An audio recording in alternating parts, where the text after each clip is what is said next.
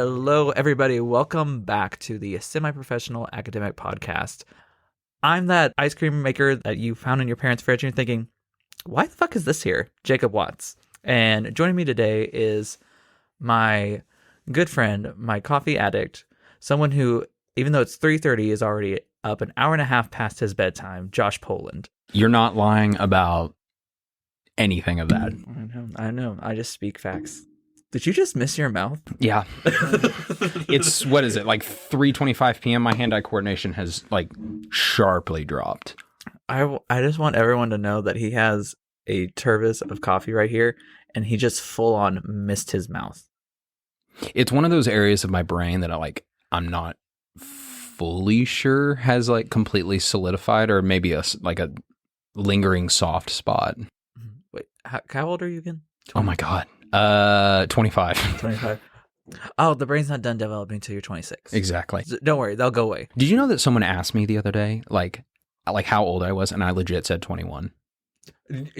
I missed it. I missed it by 4 years. Buddy. Do you know how weird it is? Do you know how weird it is when you're like 21? Wait, no. 25. And you're like, you jump that far ahead. You were too young to get your age that wrong on accident. I don't feel too young, man. I feel every bit my age plus 30 years. I want everyone to know this is not a bit. This is how Josh just acts in real life. Yeah. This is also the person who ran a marathon by accident. Mm-hmm. That was stress marathoning. It's a stress marathon and a marathon is a stress marathon. No. No. I will say that. I will say this to anyone. Like, you are, subconsciously, you are stressed out. It may be eustress or like positive stress or distress, but all marathons are stress marathons. I would say if anyone has taken like 20 plus credit hours in a semester and like finals week, has gotten through finals week and not lost every bit of their hair, could run a marathon, no problem. Dude, the way I just lose so much hair during finals week. Mm-hmm. Oh yeah, I've told you about people have started joking that I'm losing my hair. Oh, dude, people, same. But has your advisor joked about it?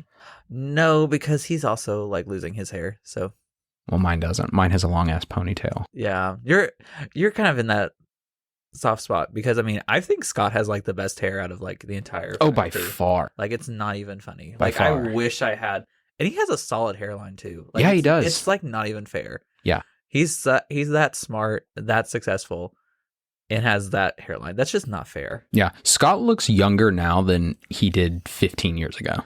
No, literally, did you see that younger picture of him? Like, yeah. Scott looked like he was in his late 60s, in his mid 30s. Yeah, and has progressively gotten younger since growing out his hair long and his hair getting whiter. Yeah. Wait, how old is he now? I don't know. I think he's in his late 50s. He looks really young. No, like, I think he may be in his mid 50s. Like, I would have thought late 40s. Yeah. He's got a young face. Yeah. I don't think I have that. I don't know. Do you think you have a young face? No. No. It depends on if I shave or not. No. Oh, if I don't shave, I look 30. But if I do shave, I look 13. If I shave, so you know Kelly Clark, right? Love Kelly Clark. Kelly, if you're listening, which I know you're not, but we love you. So the last time I shaved was with her, and we showed up to a bar because she was in town and she wanted like to grab drinks, and I show up. And the look of disgust on her face, not like veiled disgust either. Because I had like made a mistake while shaving, and I was like, once at that point, you're like, well, yeah. I'm in for a pound, so I might as well just shave everything. And I did, and I looked horrific.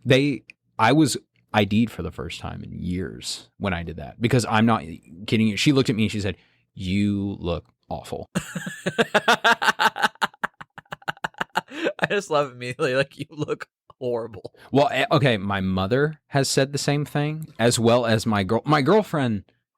When the first time I ever shaved with her, she looked at me and I was like, "What do you think?" She's like, "Now listen." And I was like, "Oh no." Oh no. And she's like, "I love you no matter what, but I love you a little less with less hair."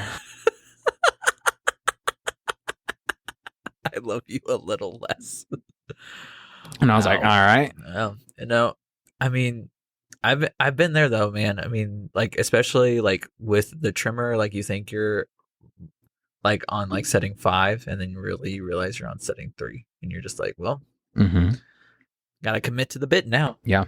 And the thing is, I don't have a lot of real estate to give like hairline reason, because my forehead already is like, I mean, look at this. You can't even see my hair yet. Like, as the higher I'm pulling my hat up, do you see that? Yeah. For those of you who can't see, he put his entire palm on his forehead. I have a 5 head. Oh, like, I have same. Yeah, it's bad. Like, you could play a full ass game of tennis on my forehead. I once got a joke saying that like they could play a full court 3-on-3 on my forehead. Someone told me once in high school, in case of a national emergency, all air traffic would be directed towards my forehead. Damn, that's actually a really smart joke. It was fantastic. That's actually a really smart joke for a high schooler. Like, I'm actually, I was really impressed with that one. Like, see, that's the thing. Like, if a joke is like actually good about me, I just gotta be like, you know what, you did that. Like, good job. And no, it's sad. And I don't know. I'm really worried about like my hairline, because like when I was born, my heart stopped and they had to like pull me out using like a suction cup. So like I have this like little dent in my head that like pulled everything up towards my skin. So your hairline starts here, but it ends in the lower back of your neck. Like, oh shit. Yeah. Like my hairline stops, and then like the collar of my shirt starts. Oh my God. Interesting. Oh, yeah, no, so I was like, it's really not even my fault. Like, if that wouldn't have happened, my hairline would have been... That's your doctor's fault. This is one of the things that I love about talking with Josh, is that we just go on tangents about everything. I just have something to say about everything, which 99% of the time isn't a good thing at all. From everyone that's talked to me, they're like, you need to like shut the hell up. From everyone that's talked to me. Everyone who's held a 45-second long conversation with me. I mean, it's just pure verbal regurgitation. Are they going to enjoy like this, you being on this like hour-long podcast? We're going to have to shave. You're going to have to shave it down a lot. How long have I been talking, by the way? I have no idea how long I've been talking. I mean, we're like at 9 minutes right now. What, 9 minutes? Oh, Jesus. I was like, we just started. Oh, no, this is the thing that like when I get in a groove with somebody, I lose complete track of time. That's also like my ADD coming out. Like my just time awareness is not real. How bad's your ADD? Let's just put this into a reference. I fully was making dinner last night. I'm talking oven on, microwave going, stove going. Forgot I had all that on. You forgot you had the stove on for an hour? Yeah. Jesus Christ. I mean, it was only to 200 because I was trying to make garlic confit, so like it wasn't awful. I don't know what any of those were. I know what garlic means, obviously. But okay, so essentially, you get a like little like shallow pan, and you get a bunch of cloves of garlic, and then you cover it in olive oil, just like enough to submerge it. Then you add in like Italian seasoning, pepper flakes, all that thing. Essentially, it's supposed to be like spreadable garlic topping. Yeah. There was one thing I used to make when I was a child called honey balls, which is I took white bread, dipped it in honey, and then ate the whole thing. That's such like an after school snack, though. No, that's what I had for full ass dinner. Oh, that's not an after school snack. That's me. That's me ending my day. Well, you ending your day is also an after school snack. That took a moment. Oh Lord. No, I want y'all to know this. Like Josh and I took a class last semester together. Which one? Not last semester. Last spring semester together. Which one? Plant anatomy. Ugh. Yeah, and our lab was scheduled to go to about 6, but that was awful. Some days we got done at like 4 or 5. And the first time we went to 5 o'clock, I shit you not, like everyone else in the classroom was getting hungry for dinner. Josh was getting ready for bed when we were done. Because like, I mean, and I'm not kidding you, if you told me like, hey, you're gonna have to work till 6, like I don't think I could do it. I think I'm the only person in college that like the idea of working past 5 p.m. is like, it's like unimaginable to me. We're on the very opposite ends of the spectrum. No, I like it's just me and everyone else is on the opposite end of the spectrum. No, like me and you specifically, because like there are times when, because I'm a night owl person. Like I get the most active like at night. I call them crackhead hours. Yeah. So I will, like, there are times where I will go into lab at like 1, 2, 3, 4 in the afternoon, and I'll stay there until like 11, 12, 1, 2, 3, 4, a couple times 5 in the morning. No. And then I'll go to bed. No. And I remember one time, because although Josh goes to bed early, you also get up hella early. Mm-hmm. Yeah. What have you been getting up recently? So my recent schedule? Yeah. Okay. Bear with me. Okay. 2:00 wake up. Gross. Okay. I'm usually awake still from the day before. But like that can fluctuate wildly. That can be I had one time last week where I woke up at 12:45. Yeah. But let's say typically is 2:00. 2:00 wake up, work out. I'll drive to the gym. I'll work out for about an hour and a half. Drive home, shower, and that's when coffee number 1 starts. Okay, that's when the first pot of coffee is consumed. Is after that. Okay, then I'll take like about 30 minutes of reading time. Okay, I like to read, kind of get my brain started for the slow decline until about 3, until it completely shuts off. And then I'll start work around 4:00. And then I'll work consistently up until about 2:30 or 3. And then I go to bed. Yeah. So we're filming this podcast at 3:40 right now. Yeah. This is basically my midnight. We are drastically different people. I make the joke all the time that if Josh and I lived together, that apartment would never be off. Yeah, but we'd also never see each other. No. I really feel like it'd be almost like one person lived there. Yeah, one person lived there, and then like the other person is over there. Mm-hmm. But despite that long intro, Josh, we're still in the intro. When we were 14 minutes in, we haven't even. Oh my god! Okay, we haven't even got to like who you are. I haven't got to who I am yet. I couldn't answer that question. Well, you know what? You're gonna get ready because I'm about to ask it. Oh, great. Yeah. So, Josh, for the people who may not be as familiar with you on this podcast, like, can you give us like a little bit of background, like where you're from, like that kind of like icebreaker questions? So I'm like on the northwestern, like part of Arkansas. Mm-hmm. That's where I live. I'm about 15 minutes outside of Missouri, like the border between Arkansas and Missouri. I think that's about it. That's about all that encompasses me. Yeah, no family, like nothing. I mean, yeah. Yeah. Well. They're unremarkable. They haven't done much. Their highlight was having you in there. No. Not No. even that.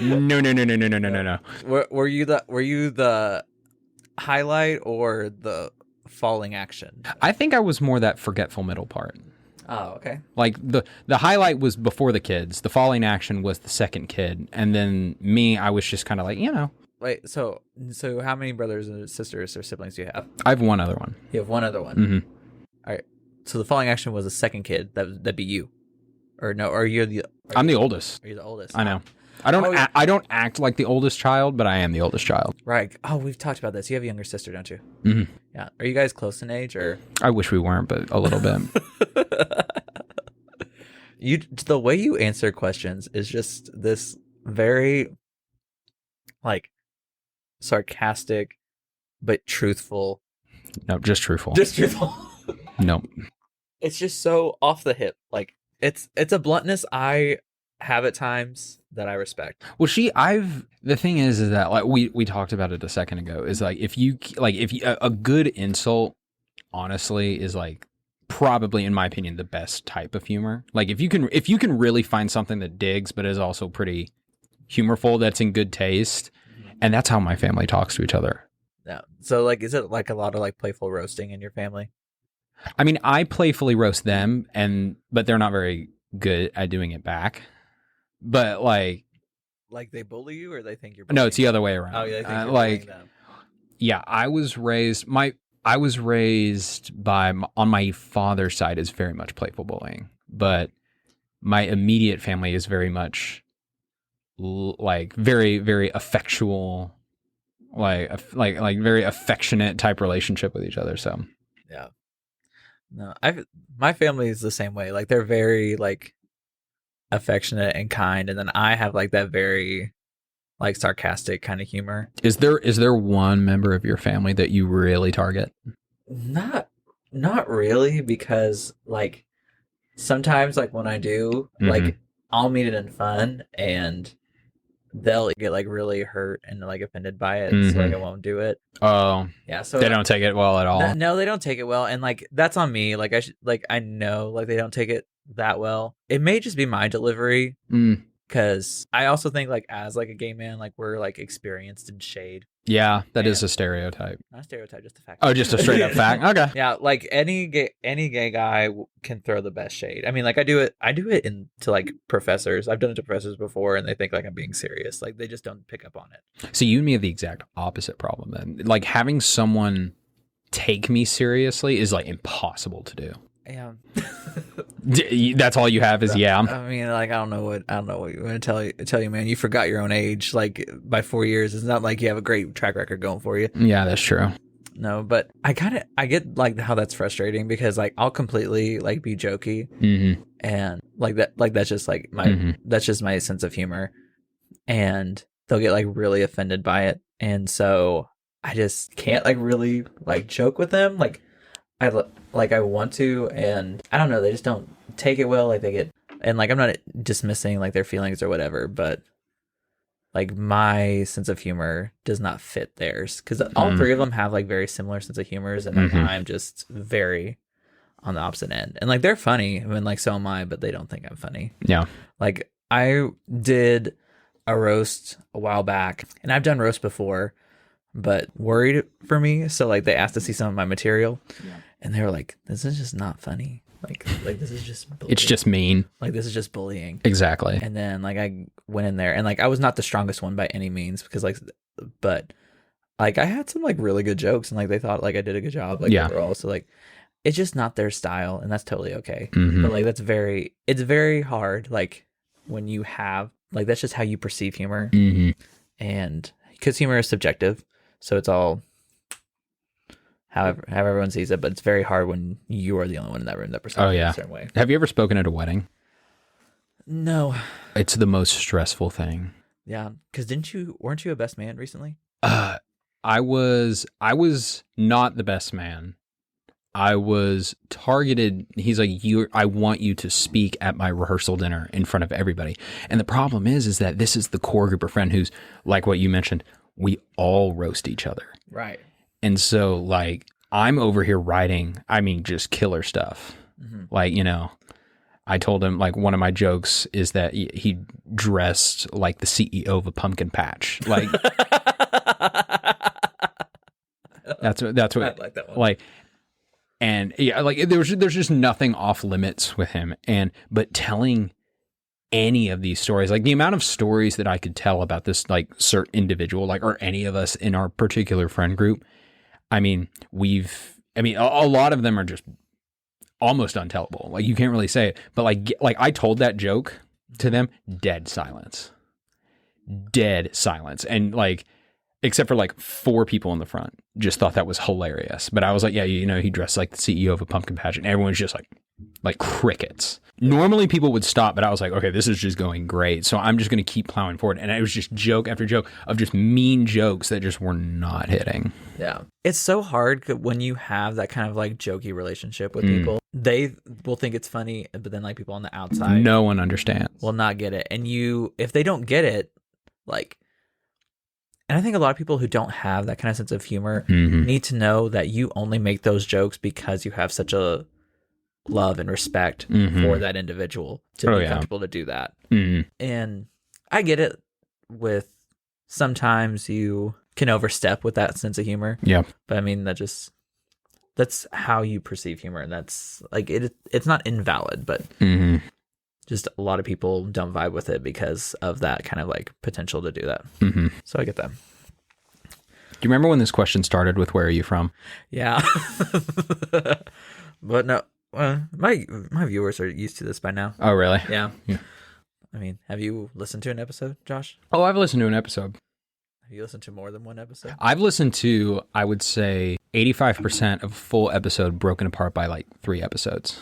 I'll listen to like Parts of 15 minutes of this one, and then I'll flip over to like the middle of another one, and then I mostly listen to it whenever I run. Oh, okay. Yeah. For everyone else who is viewing this podcast, this is not how this was designed, but we appreciate it anyway because But that shows the versatility that you can jump back and forth. If you had to like start at episode 1 and go all the way through. Yeah. Oh yeah. Like there's no like continuity. Like, Yeah. They're all separate things. When I was making this, because like you can design, like you can set like which season of your show it is. Mm. So I was like, had this idea. What if I just, for every interview, that's its own season? Like instead of like for example, instead of this being episode 11, this would be season 11. That's called embellishing your credentials. I think you meant to say girl bossing. Oh, okay. You're right. My bad. I 100% forgot to say that. No, I'm kidding. But I find that so funny that was an option. Mm-hmm. Like no requirement for how many episodes are in a season, but this one's already going longer than I thought it was. I mean, it's me. Of course it is. What did I tell you at the very beginning? It's just pure verbal regurgitation. No, not the episode, the season. The season? The season. Oh. Yeah, because you're season 11. I have, not season 11. Oh, God. Oh, honey. Episode 11. And I have I have guests lined up for episodes 12 and 13. Mm-hmm. And I originally said, I'm just going to do like 6 episodes, see how it goes. You can't help success. The air's pretty thin up there. It's so hard being such a young, okay, talented, calm down, amazing, show-stopping, never the same, always unique. There's a lot of youngs in there. Well, some of us actually remember how young we are. Okay, well, young man. You're like, what, 4 years younger than me? I'm 23. Oh, God. How old am I? You're 25. Yep. Yeah, 4 years younger. I'm joking. The look that you just gave me of just utter incredulity. I was concerned. To be fair, I mean, like, prize to concern. Mm-hmm. But back to like the original question I asked you. How did your like family kind of like push you or like into academia or like support? No. Or, like okay. No. Go into that a little bit. I'm from Arkansas. We share a brain cell. We pass it from like person to person. Like one person will get the brain cell on that Tuesday, then they'll pass it off to the next person. I think Arkansas is rated second or third to last in test scores in the United States. I think Indiana's down there somewhere. No, Mississippi has it. I mean, it's got the country by the balls in the form of sucking. So, you'd be so proud of me. I got up at 7:30 this morning. That's not bad. I usually get up at like 9. Yeah, so I know. That's so not good bad for me. Listen to me here, putting a pat on the back for doing the absolute bare minimum. You're this is so me. Jacob actually turned his back to me in order for me to pat it. Come here. No, you can't reach that. We'll just high five for this one. There we go. That was crisp. I think I picked it up on that. The trick is to look at the elbows. Did you ever know that? No. Let's do it again. Hold on. Okay. What? Look at like right here on my elbow. Okay, you ready? Okay. That worked. I know. Oh my God. If you look at their elbows, you will never not have a crisp high five. This is why we're getting our master's degrees. Mm-hmm. New thesis. I emailed my advisor. Guess what? I'm changing topics. This year and a half long. The thing is, I've been making that joke with mine for 2 years, and it's gotten much less funny because of the lack of progress I've made on my actual thesis. And I'll be like, new thesis, and he'll like just say in the middle of class, that requires you to actually work on one. And I'm like, youch. Dude, we already name dropped him, so like, why not? But like, I love Scott, man. Scott is the best thing. He roasts he's so helpful. Oh my God. But he'll roast the absolute. Have I ever told you the best shit out of Have I ever told you the best thing that Scott's ever told me? What? So he comes in one day and he says, me and Missy, his wife, were watching a Netflix movie. It was that new Ryan Reynolds, Dwayne Johnson Netflix movie, like Red Notice or something like that. I've never seen it.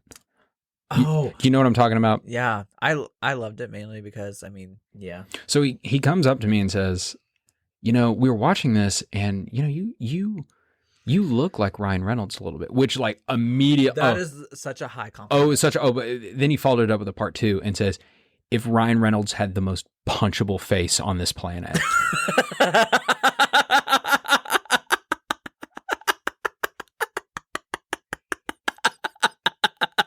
I was like, all right. Oh, oh, wow. That is such. I've gotten from everyone in the it depends. It skips from person to person. I've gotten Ryan Reynolds, and then I've never seen the show, but Always Sunny in Philadelphia. Oh, yeah. I think the guy actually they're talking about bought the Wrexham team with Ryan Reynolds. You know who I'm talking about. Yeah. I've gotten him, but punchable as well. Every person that I've ever been compared to has to have the suffix but punchable to it. Is it always punchable? Yeah. Oh, wow. It's not like kickable or no, it's punchable. Not even slappable? Like... No. Full 5-finger punch. Do you like that? I have no idea how to make that. You didn't need to lick your lips that much.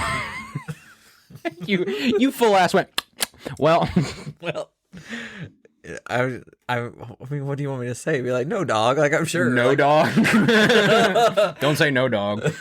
like I'm sure everybody didn't mean that. Whenever. Oh no, it was the funniest. I laughed my ass off. It was so funny. Just the setup. Oh, it was great, and I mean, comedic timing perfectly. Like he let me bask in it for a solid like 10 seconds before he just drops the punchable part. Oh, so funny. I laughed my ass off. That man could do a master class. But what was the question? I don't even remember. I don't know the question. So we'll just skip on to like my show. Well, my editing team will fix it. Uh-huh. Yeah, it's just me.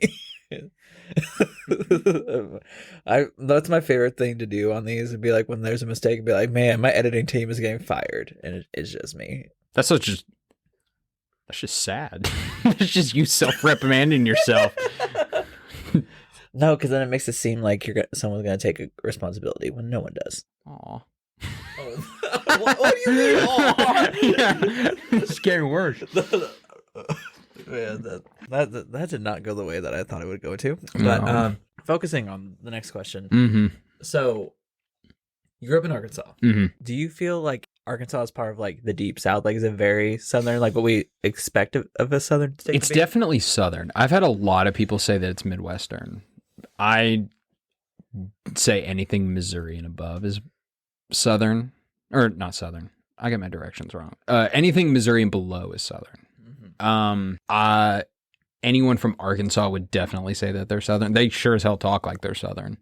Mm-hmm. And so, but yeah, I would definitely say the area that I grew up in is the most northern you can get for a Southern state. It's not like the rest of the state. It's very like developed. It's a very like political wise also it's very progressive compared to the rest of the state. Really?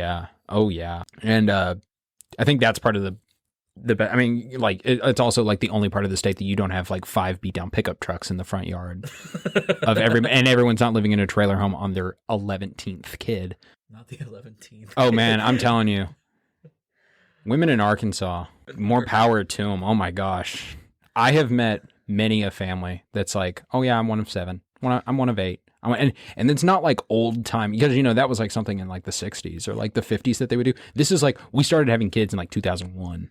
Yeah, like the 50s, 60s, even the 70s. Like I would get it because like you needed help working the farm. Yeah, just the mere thought of having to raise that many children. Oh yeah, my dad's one of 6, and there's 2 uncles we don't talk to. Damn. Yeah, there's like you're trying to figure out if that was serious or not. You're trying to figure out how to. I'm trying to like really not press to be like, so like, is that just because like there's too many of them to keep track, or like is there like bad blood? But like I don't, I try not to be like too nosy because it's like with people's business. No, they're just dumb. They're just dumb. There's nothing there. They're just dumb. I mean, for example, like I'll let you be the gauge and see if this is Southern or not. Okay. I have an uncle named Adam. Adam is a lot of the reason of the personality that I've chosen for myself mirrors a lot of Adam. The personality I've chosen for myself. Yeah, personality is a choice. But Adam, who's from Arkansas, so I'll let you gauge if this is Southern or not. Okay. Adam once got drunk and ran off into the woods with a 12-gauge shotgun in order to kill a mockingbird. That's what he said. Yeah, that's Southern. Adam's hilarious. That's up there. That's up there with Florida man goes outside. Oh yeah, gator with it's just like Adam has done this, and it's very Florida man. But that part of Arkansas, specifically like the Bentonville, Fayetteville area, is like surprisingly progressive for that like part of the country. Really? Mm-hmm. It's definitely, I mean, it's just because it's a university town. Yeah. It's like a D1 university. You just get a lot of input from a lot of people. And I would just say in general, college kids are more progressive than, 60-year-olds. Call me crazy. No, I think that is too. And like, it's not even, I think also this is going to sound like really awful, but I feel like younger people on a whole, not everybody, because I know like there's discrepancies on both, on multiple sides, multiple scales, but I feel like as a whole, younger people are more progressive. Oh yeah, than the older generations, especially when it comes to things like gay rights, women's rights, even like taxing and economic policies. Simply because, and I don't like mean to discredit anything that the older generation has done, but they're pretty much set right now. I mean, like they're like, unless we have like a huge bank crash, which I mean, looking at this economy, we might. Nothing like there's nothing going to affect them. Like their lifestyle is not going to change like in the next 10 years. Mm-hmm. Like what's going to happen like this, they're going to write it out until they're gone. Unless, however, like with the interest on loans and the skyrocketing in loans, the lack of return on investment of these loans in our careers, like it's just not what they have. And like, and it's not like essentially their fault, but we need change. And I feel like with all these younger people, they're getting more involved in community policies, politics, and more aware overall of everything that's going on. I feel like that's only going to be more beneficial to not just people our age, but people after us. And I got deep there for a second. I was about to say, wow. I leaned into the professional aspect of the semi-professional one. Oh, I have not contributed anything. I would like to point that out. I haven't even said what I do. Well, don't worry. We'll get to that. But I don't know what I do. Who does? I go to bed early and I wake up pretty early, and then I get insulted by my professor from 7 till 3. I get ghosted by my professor from 7 until... Your advisor's weird. We got a interesting relationship, but before we get into all that, let's take a break.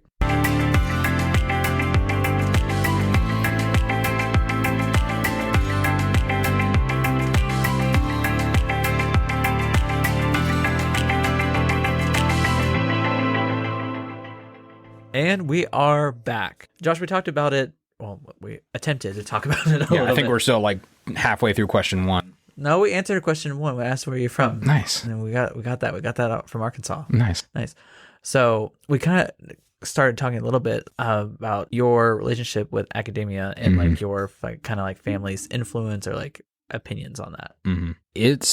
I came from a family that very much like was business side, like, like the idea of a master's program was like, oh, you just apply to another college, you pay like 4 more years of tuition, and then you just walk out again. Like you just literally just take classes. It's just your bachelor's degree again, like just the same. Like, so whenever I expressed that I wanted to be I wanted to get my master's, they were like, we don't have the money. How are you going to pay for this? There's no need for it. Yada, yada, yada. But like everything that I told them, like, I'm like, oh, tuition's paid for. They're like, no, it's not. They said, I'm like, I won't be going to like as many classes. They're like, oh, yes, you will. It was very much gaslighting kind of, but like familial gaslighting. You know what I'm saying? Like I get where they were coming from as my parents. They were like, this kid doesn't know what he's talking about. Like, he's about to spend like a ton of money on stuff he doesn't know what he's talking about. But I mean, they just never understood, especially, I mean, so they understood the importance of a master's degree. They didn't understand the importance of or like the inner workings or the importance of like a master's in biology. Right. They just thought like you had your bachelor's already, Mm-hmm. so you were set. Were they more like supportive of you getting your bachelor's? Oh no, getting a bachelor's, and this is the part. I mean, I feel like I shit on him a little bit right there, but like the thing is that there was no option for me to get my bachelor's. There was, and that I would honestly say is like possibly the best thing that could have happened, because I was literally told as a, like, I think the first time I ever heard this was like 8th grade. They were like, oh yeah, you're going to college. They said, even if you join the army, you will join if you want to join like the army, you will do so after college. They're like, there's no other option. That's interesting to have like that kind of like full on outward support for the bachelor's. Then you get to the master's, it kind of like flips. Very much so. Was it just like they didn't really understand what the master's had to offer, or how master's programs worked? I mean, it's so different. It's so different from from a bachelor's degree in like, let's say, business, because from where I'm from, everyone has a master's in business. Like, right. Everyone does. And the rule is you get your MBA and then you work a desk job, a 9-to-5 desk job for 35 years, and then you retire. Like, that's just what you do. And the idea of me, like, oh, I'm going to be doing this, but it'll be my full-time job. It won't be me just taking classes with something else on the side. Because they were like, oh, you could work somewhere and get your master's online. I'm like, that's not possible. Like, you can't really do that here. And they didn't understand that. And so much so that they were like, they had to ask other people. They went to other people and was like, my son doesn't know what he's talking about. And I was like, I mean, it took a while, but they got around to it, and now they're extremely supportive. Oh, that's good. No, I get that. Like, I feel sometimes just from like a protective standpoint, when our family members are doing something, we may tend to completely dismiss something. In terms of to protect them. But it's nice to see like now that they have a better understanding, because my family, like my mom got her master's as well. But I shouldn't say just her, but like they were more worried about kind of like the same way your parents were about cost, finances, like why is this necessary? Like, why do you want to do this? But just having like, full funding for position, I mean, still underpaid on the stipend. I will argue that till the day I die. Oh yeah. I mean, did you have, because you're graduating, you got the exit survey from EIU, correct? Yep. Yeah. Did you mention the underpaid in there like I did? I mentioned quite a few I wrote a things. full novella about it. I've mentioned quite a few things. Oh yeah. Yeah. And here's the thing. I understand that there's a lot going into it that I don't know and I don't completely understand. But at the end of the day, it doesn't matter like how much you justify something. If it's not working, it's not working. Yeah. Like, especially the cohort below us, a lot of them were taking out loans to do the masters. And I was fortunate enough to where I had, the funding over the summer. Like, I saved the money. I worked over the summer and on breaks to pay for everything. And then I had family members, like my grandparents. If you guys are listening, probably shouldn't. I cuss a lot on this thing. But they like supply me with like food and money and like little spending money for gas every now and then. And same to my parents, like they like will come up and buy my groceries like every now and then, which is like super helpful. But just full like pay discrepancy, like not just pay discrepancy. Pay transparency. That's the word I was looking for. That's right. I'm not good with numbers, but I'm good with words. Yeah. So my first year, I was a teaching assistant through the college, which is pretty much where most people start, because not everybody has lab or grant funding. So that's full tuition, which we're very grateful for. Want to stress that. But the stipend that you get, and keep in mind when you sign this contract, you can't have another job on campus. that is in the contract. So the stipend was $1,000 a month, but after taxes, it was like $950. So $950 a month to pay for rent, food, fees, because we still have our fees despite. Don't even get me started on those fees. So dumb. And then also just everything else. Like, I'm very grateful for the funding that we have, but we need more. 100%.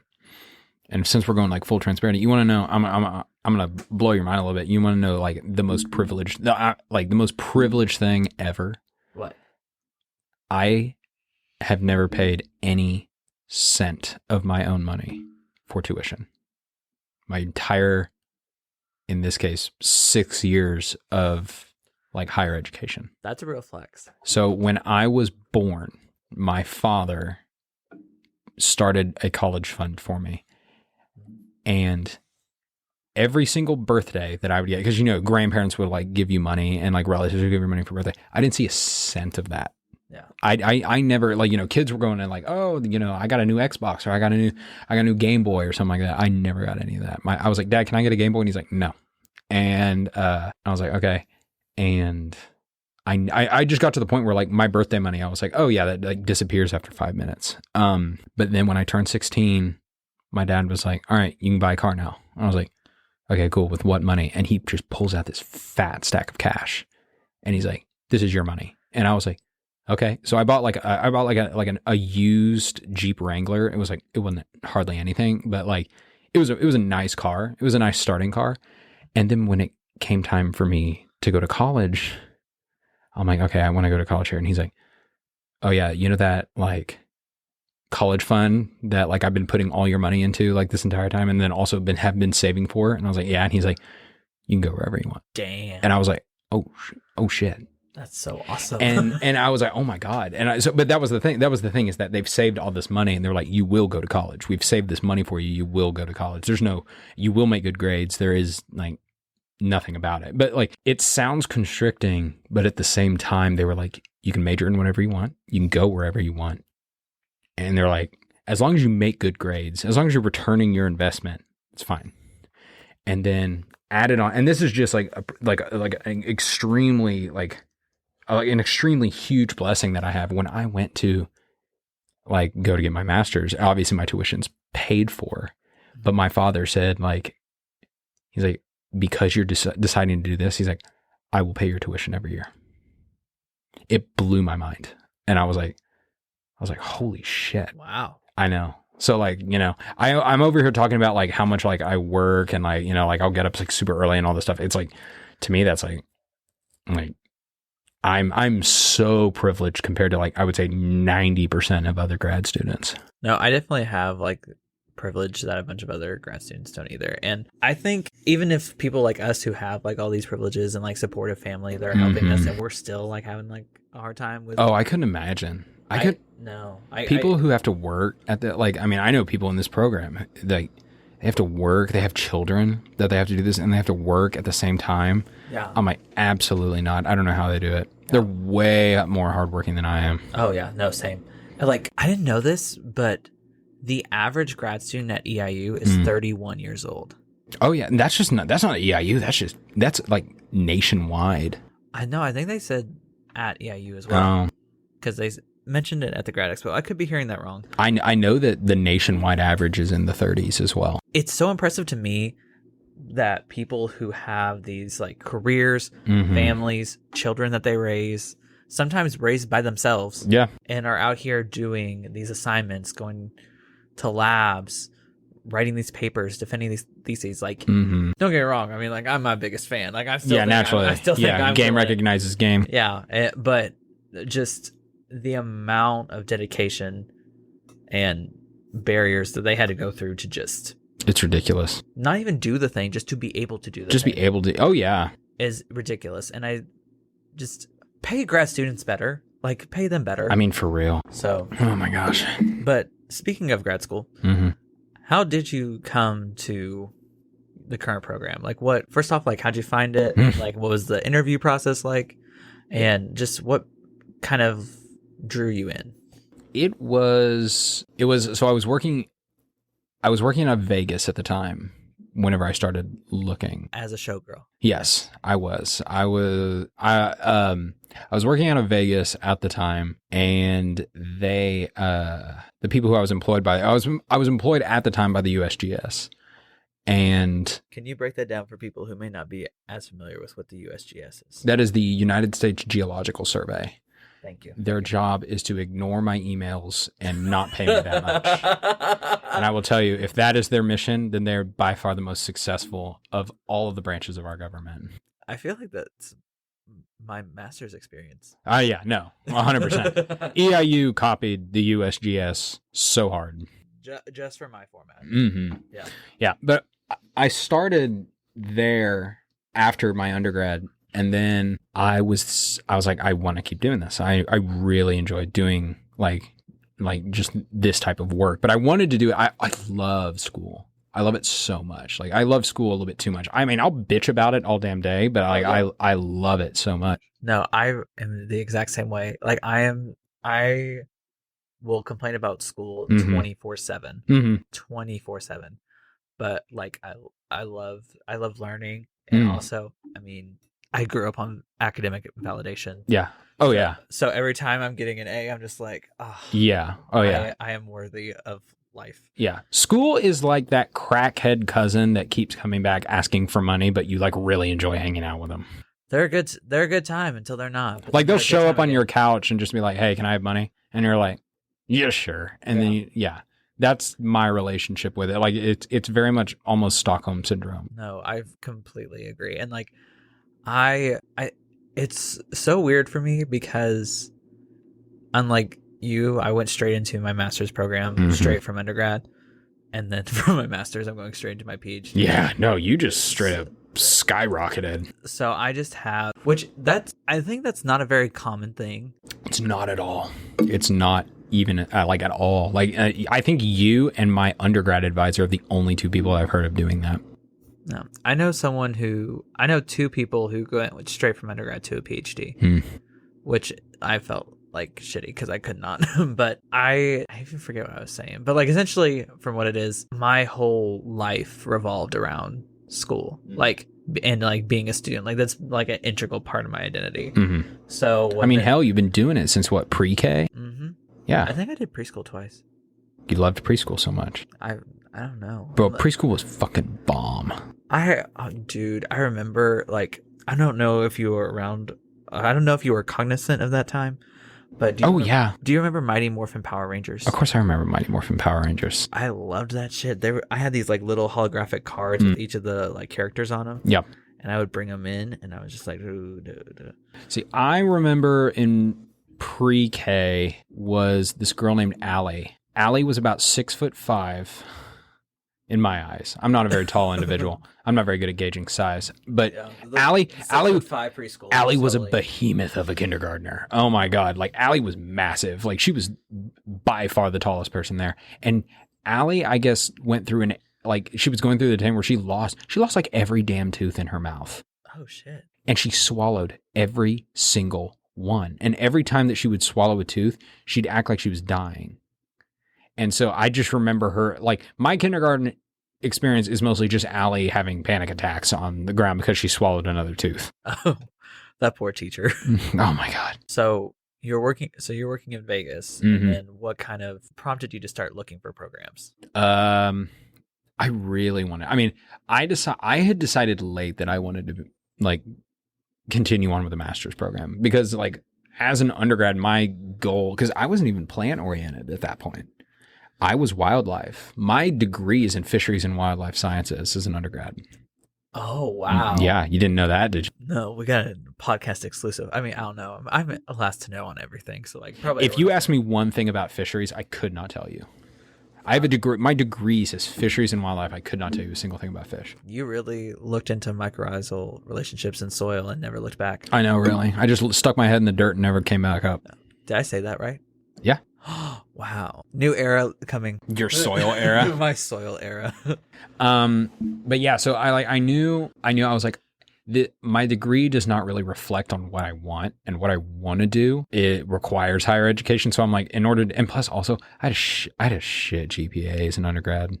I like, especially with like the first semester of like freshman partying, like it kind of tanked me. But so I knew I wanted to like get in better academic standing. So I was like, I would like to, so I'm like, I'd like to go back and get my master's. So I'm like looking online, like everything. I think I applied, and no joke, I think I applied to like 30 places, wow. 30 places for an undergrad. And that, my internship out at Vegas ended, and I had to move back in with my parents. And that was hard. So what, you were 23 at the time? Yeah. I was. It was really hard because, like all my friends are out there, like one of them's engaged, one of them's like just paid off, like just like rented a house, like all this stuff. And then I'm like, I'm mowing lawns for a living. Like, I guess that it was a low point. But I told my girlfriend at the time, I'm like, I'm going to give it 6 months. And if I don't, I'm just going to start looking for jobs. And it was around the end of that, I think it was on month 4 that I've met Scott, and I applied to a job there from him. And I mean, talk about someone who took a chance. Like I had a shit GPA. I had no credentials. The only thing that I had going for me was that internship. And I think I got that out of charity. It was bad. I mean, it worked out. Oh yeah, it did. Oh yeah. 100%. I got better GPA. I got all kinds of stuff. Now I'm just trying to get my PhD program. Yeah. Which, by the way, applying to a PhD program is a full-time job. Oh my God. Like even Scott mentioned that. Scott was like, at the beginning of the semester, he's like, we're a little bit further behind, but he's like, you've also been applying to PhD jobs, which is a full-time job in and of itself. Oh, it's hard, man. No. And I wish someone would have told me just how strenuous this was, because I thought it was going to be like when I was looking for my master's. Yeah. And for me, it was 10 times harder. Oh, yeah. Like, would you say that, or am I being exaggerating? The buildup is the same, I would say, because I mean, I don't know how you personally prepared for it, but the buildup is the same. You just look around, you find something, but then as a master's, to get a master's, you just said, hey, I want to do this. And they're like, oh, what's your credentials? You're like, I took this class, or I did this and this. It's a PhD. You're like, well, I got this published and I presented at this conference, and here's all my references. Like, here's it's so much more work. And plus you also have to know what their research is about. Yeah. And you have to connect like how their research connects with yours. You have to figure out like a plan, like why you want to pursue a PhD, which isn't out of bounds for them to ask. No, not at all. I want to stress that, but like for me, you have to find a advisor, one whose research you're interested in. Yeah. So that right there, you just have to search random colleges and programs, and then you have to reach out to said professor and see if they're even accepting students. I would argue that's probably the hardest part. I've got ghosted by so many professors. Oh my God. And I get it if you saw my email and just didn't respond, but it's people who half their job is responding to emails. Like, yeah, but it's not even that. It's not even like just a lack of responding. We literally were in like the middle of communicating. Like they'll send like 2 emails back, and like I'll send another one, and then I just never hear from them again. Yeah. It's just I don't know. Like, it's just kind of demoralizing a little bit. A little. It's very demoralizing. I know. Okay. I was just worried that I would. No. But you literally just kind of give it your all, like searching for these things, and then to not even get like an email back. Yeah. It's insane. And I appreciate it though, because most of the people that I heard, like, I appreciate it because most of the people that I emailed me back saying, I'm looking for someone with like a little bit more experience, someone who is a little bit more interested in this, or I can't take any students right now. Which, I mean, you don't love hearing that, but just a response back with a reason. Yeah. Like, you can go on. Yeah. And also just the interviews themselves, they arrange from everywhere. Like my current program that I'm going to, I had the best interview ever. Like I loved connecting with people. Like it was over Zoom. So like I loved connecting with them. But then another program that I interviewed with that I won't name drop, but you can tell that they had an idea of who they wanted to admit, but they couldn't go ahead and do that. So there was me and this other candidate, and by all means, I'm not dragging said candidate, but we got asked drastically different questions. They got asked what their favorite specimen was, and I got asked what is missing from scientific community's understanding of ecology, evolution, and behavior. There's a difference in those questions. There's a difference in those questions. And, you know, I don't know, maybe I'm just bitter, but... Did they tell you what questions they were asking him? No, I was lucky enough that, like, the candidate's super cool. And, like, by the way, other candidate, super deserving. Wish her the absolute best. But we were tight, and I asked her, I was like, wasn't that question, like, ridiculous? Because I thought, like, you know, we'd all got asked the same question. She's like, oh, I didn't get asked that one. And I told her, I was like, well, what about this question? He's like, didn't get asked that one either. I was like, what about this? He's like, nah. They're like, dude, we're not the same. Yeah. So I was just like, all right, well, you know, like, congratulations on the position that you're going to get. I'm just going to go home. So there's so much with just the application of applying to grad school that it takes up your whole time. Oh, yeah. It also takes up all your mental capacity as well. Like going back and working on a thesis after all this, like, is impossible. Dude, tell me. It's impossible. I mean, I just submitted a project proposal for mine, and the amount of nightmares that I've just like woken up in the middle of the night and like, I need to research this topic like more. Like I submitted this proposal and then had that thing. I know that you know this feeling, like right after you do something like or studied for something and you're about to like apply it, you're like, I have no idea what I'm talking about. I'm like, that's how I feel about my thesis right now, which I defend in like less than a month. Yeah. And I don't know what happened. Like literally January, February, March, I felt so confident. Yeah, that's Kruger-Wallace for you. Yeah, and I was just like, you know what? Like once I get all this data, I'm going to get ready to go. Like I'm going to analyze it because I know why I did everything the way that I did, which it may not be the most conventional thing, but also I had a year and a half to do this during a fucking pandemic. Like we're not, and a teacher strike, and a break-in, and that DI water explosion, and a bunch of other things. And my advisor having to have multiple eye surgeries and be out of commission, which not blaming him for, but like, and that's another thing that I talk about. Yes, some things are terrible and happens, and like there's a bigger picture, of course, but also like that affects a lot of people. Oh yeah, when you're in that position of like authority with like that many branches coming down like off of you. Also, I talked about it like I've talked about it on here. I fully support the strike, and what I want to say does not diminish that. But it's important to remember that with the strike happening and with the college's admin's failure to provide professors with what they were asking for to get by, that left a bunch of students, especially grad students, hanging in the wind with no plan. And I get it, like some professors were great and they like, hey, like we'll figure a way around this, but like do this, and do this. And I know a lot of grad students whose advisors said like, don't contact me for anything, not even text, not calls, treat me like I'm dead. You know, a lot of people whose advisors were like that. It was just, and obviously I'm in support of that, but look out for your grad students, man. Being a grad student is such a thankless job and such a guideless job at times. See, I think again, like I think this whole thing is just going to be me being like how lucky I am. My advisor it is very much not a guideless job for me. Like I know, for example, like you've already had Val on, right? Yeah. I mean, Val and everyone in that lab, oh my God, they do it themselves. Like for me, I have weekly meetings with mine. Like he texts me like all the time. Like he'll be like, "Oh, how'd this exam go? Or how'd this go? Or how'd this go?" Oh yeah. What? I would say Scott's probably my best friend in this, like in EIU. He asks you like how? Oh yeah, yeah. I house sit for Scott. I dog sit for Scott. Wow, my advisor didn't even ask me like where I was applying. Yeah, I mean, I just got really sad right there. Yeah, like Scott would give me like positive reinforcement during PhD like leading up to a PhD interview. Can Scott adopt me as well? He's on my committee. You can always ask. Could you imagine picking up a co-advising this late in the game? He'd be like, no. No. He'd be like, no, you're a hot mess. Like that's your advisor's mess. I'm not signing my name on that one. On that, just briefly, can you talk a little bit about? No, there's no briefly in my. We're gonna have to do like a blooper section where it's just. What did I tell you before we started? What is this you?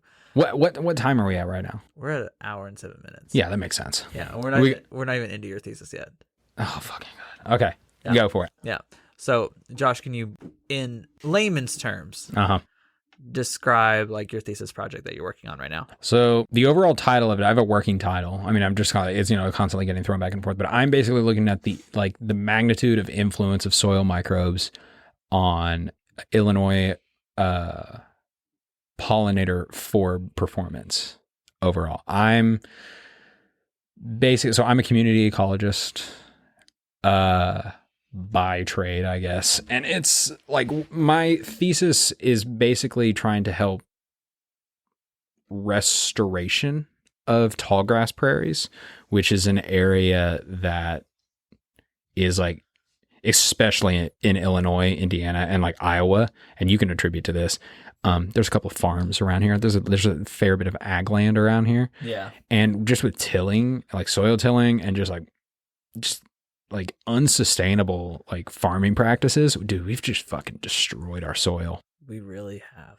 I mean, I don't know if you know this. If you ever go out, so if you're ever driving along like and looking at an ag field, you ever seen, there's like lone houses in the middle of an ag field? Yeah. You ever notice that they're all on a little bit of plateau? Yep. Yeah, it's because we've killed the soil so much that we're losing the soil. Oh, really? I thought they did that for flooding. No, that's not for flooding. So what that is basically that we've tilled that soil so much that we've killed all the microbes inside of it. We've killed all the organic matter inside of our soil. So yeah, no, that plateau is not there for a reason. It's because we are actually, like in the United States, we are losing soil every single year. That's not good. No, not at all. If you like food, that should be a problem for you. I do, and I love food. Yeah, I love food too. But yeah, like my like, so particularly what I'm looking at relies on like pollinator, like preferenced forbs. So like we have another grad student who looks at the pollinator side, and then there's me who looks at like the plant and soil side. I'm not by any means whatsoever like a microbiologist. I don't identify these microbes. I'm more of just the interaction between microbes and plants. So specifically what I'm doing, I got a big project. I got a really big project, and it covers greenhouse work. It covers field work. It's got micro technique stuff in it. It's got Microtechnique is a trigger subject for Josh. I should have Vietnam War flashbacks. But it covers a wide variety. I mean, like I'm looking at a 3-chapter thesis right now. Work. I'm looking at a 1-chapter thesis. I remember when I submitted my idea to Scott. Scott was like, "This is a lot of work," and I was like, "Yeah, that looks good for me." And now I'm over here just like, "Oh my God." Josh has this tendency to where he does the utmost for anything when no one asked for anything. I think that's just like, the idea of being called lazy is my number one fear. Yeah. I think anyone that's met you would know that you're not lazy, but I understand. And I think, and I say that just like, cause I gotta give you like, I gotta jab at you a little bit. Yeah. But you really are one of the most like disciplined people that I know. And it causes you a lot of problems, I'm not gonna lie. Yes. But no, really, like your like routine, your schedule. I mean you drink coffee, like, bro, I drink so much coffee, it's ridiculous. Yeah. So I mean, like, there's a lot of like, I drink 3 pots of coffee a day. That's a lot of issues there. Yeah. So, but just, I never questioned like how hard like you will work at something.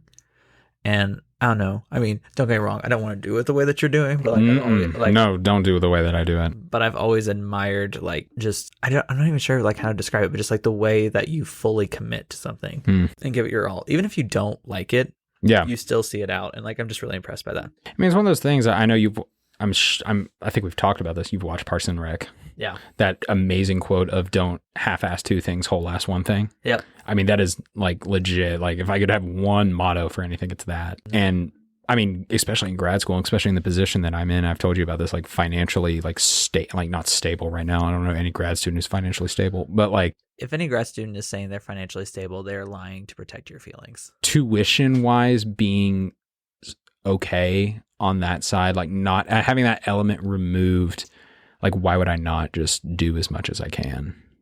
Yeah. Like, because at that point, like, why am I here? Yeah, that makes sense. Yeah. So, Josh, we talked about your thesis, growing up, how you pursued everything, a bunch of stuff in between. Dude, the first half of this was insanity. Well, my listeners know that the first half of the episode's always insanity, and the last half we bring it back in. But so we kind of talked about it a little bit, but what's the plan forward, like, or what resemblance of a plan we got? I mean, so I'm in the middle of a very competitive PhD program right now. I'm in the top 3 running for that. Slay, as you should. Oh my God, dude, you have no idea. No one had any doubts. Okay, well, you have doubts about everything. Yeah, I was about to say I'm a doubtful, but like, yeah, you know. No. This is why Josh and I work very well together. You don't doubt anything. I doubt everyone but myself. Yeah. I doubt myself, not everyone else. But like you're like my self-promoting yin to like my self-deprecating yang. Yeah. I think it's good. I think like we help balance each other out a little bit. I have noticed though that Josh has adapted a little bit of like my fiery personality a little bit. Or I don't know, maybe like I'm just bringing out his. I don't know which one it is, but like I don't have any personality. That's a lie. Other than wake up early and punchable face. No. But no, like I've seen you a minute times. I'll tell this story. So Josh was interviewing and had like a conference call, or I'm not even sure what to call it, but a conference call. Okay, well, you know what? Like, you know, this podcast is made with love. We had a parent-teacher conference. Yeah. Uh-huh. No. Hate you. Throw you off your rhythm on that one. You know, I had no rhythm to begin with. Uh-huh. But I told me he just got off this conference call, and I said, "Well, how did it go?" And he goes, "I mean, I'm a fucking delight. I mean, like, they should be." I am a fucking delight. I know, and I was just like, okay, Josh before me would not have said that. No, I probably wouldn't have. Yeah, so I like to take a little bit of credit for that.